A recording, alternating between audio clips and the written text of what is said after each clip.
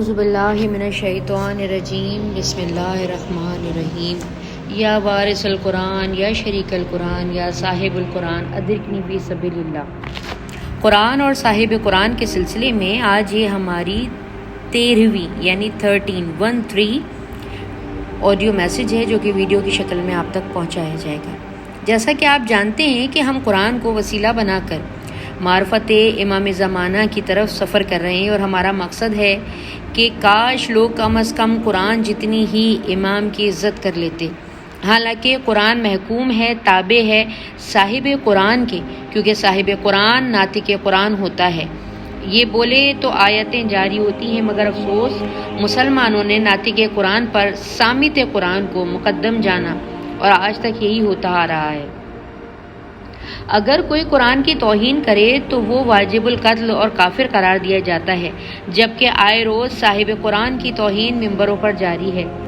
ارشاد رب باری تعالیٰ ہے، اور ہم نے لوگوں کے لیے اس قرآن میں ہر قسم کی مثال بیان کر دی تاکہ وہ نصیحت پکڑیں۔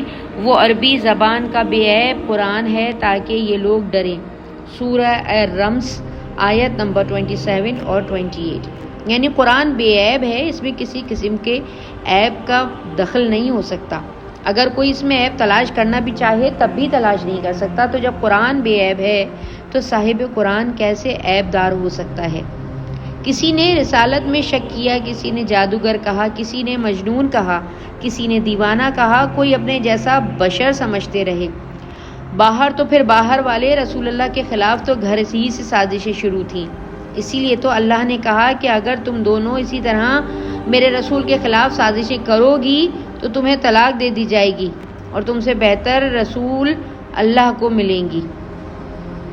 اگر اسی طرح جو الزامات رسول اللہ پر لگائے گئے یعنی ان کی عیب کشی کی گئی وہ گنوانے شروع کر دیے جائیں تو ایک جامع کتاب بن سکتی ہے، مگر ہمارا مقصد تو کچھ اور ہے۔ ہم چاہتے ہیں کہ کم از کم جو عزت قرآن کو دی جاتی ہے وہی صاحب قرآن کو دے۔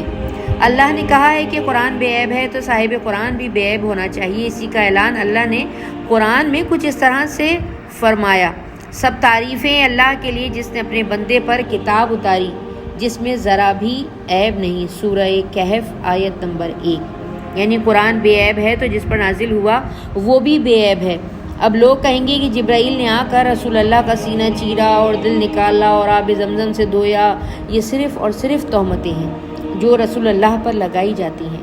آب زمزم حضرت اسماعیل علیہ السلام کے پاؤں کے رگڑنے سے جاری ہونے والا پانی کا ایک چشمہ ہے، جبکہ اسماعیل علیہ السلام حضرت محمد مصطفیٰ صلی اللہ علیہ وسلم کے پسینے کا ایک قطرہ ہے۔ تو جس کے پسینہ اتنا مطہر ہو کہ جس سے خلق ہونے والے نبی کے پاؤں کی ٹھوکر سے زمزم جاری ہو جائے، وہ نبی کس قدر طاہر و مطہر ہوگا۔ ہمارے نبی حضرت محمد مصطفیٰ صلی اللہ علیہ وآلہ وسلم نور خدا ہیں، اور پھر رسول اللہ نے فرمایا: انا و علی من نور واحد، یعنی میں اور علی ایک ہی نور سے ہیں۔ یعنی نورانیت میں جو حقیقت اللہ کی ہے وہی محمد اور آل محمد کی ہے۔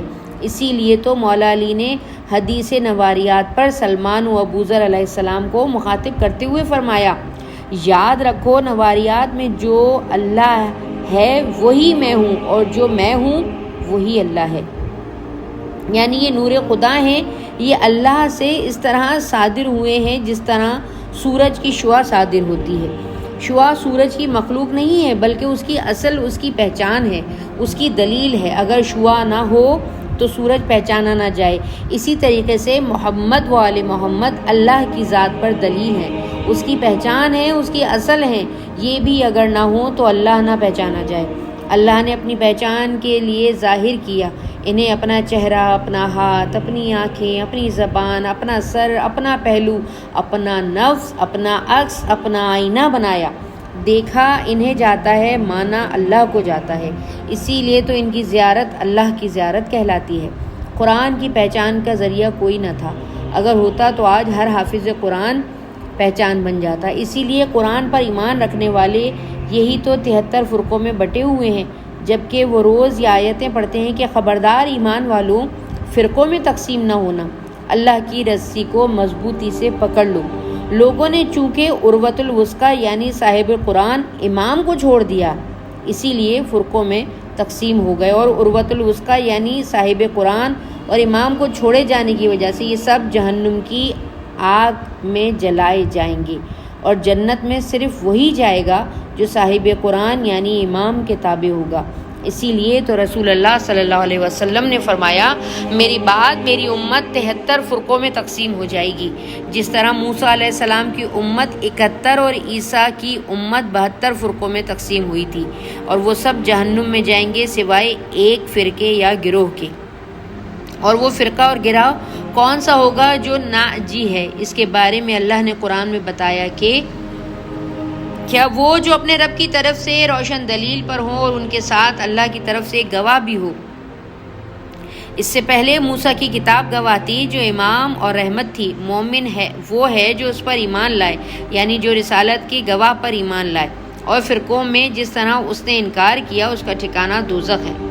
اس میں شک بھی نہ کرنا، بے شک یہ تیرے رب کی طرف سے حق ہے، اکثر لوگ ایمان نہیں لاتے۔ سورہ ہود آیت نمبر 17 رازدان سے روایت ہے کہ ایک روز امیر ممکنات امام المتقیان جناب امیر المومنین علیہ السلام نے فرمایا، قریش کے ہر آدمی سے متعلق کوئی نہ کوئی آیت نازل ہوئی ہے جو اس کے جنت کی طرف لے جائے گی یا دوزخ کی طرف لے جائے گی۔ ایک شخص نے پوچھا کہ مولا، آپ کے حق میں کون سی آیت نازل ہوئی ہے؟ فرمایا، کیا تم نہیں دیکھتے کہ اللہ فرماتا ہے، رسول اللہ کی طرف سے دلیل پر قائم ہے اور گواہ جو ساتھ ساتھ رہا۔ تفسیر فرات صفحہ نمبر 121۔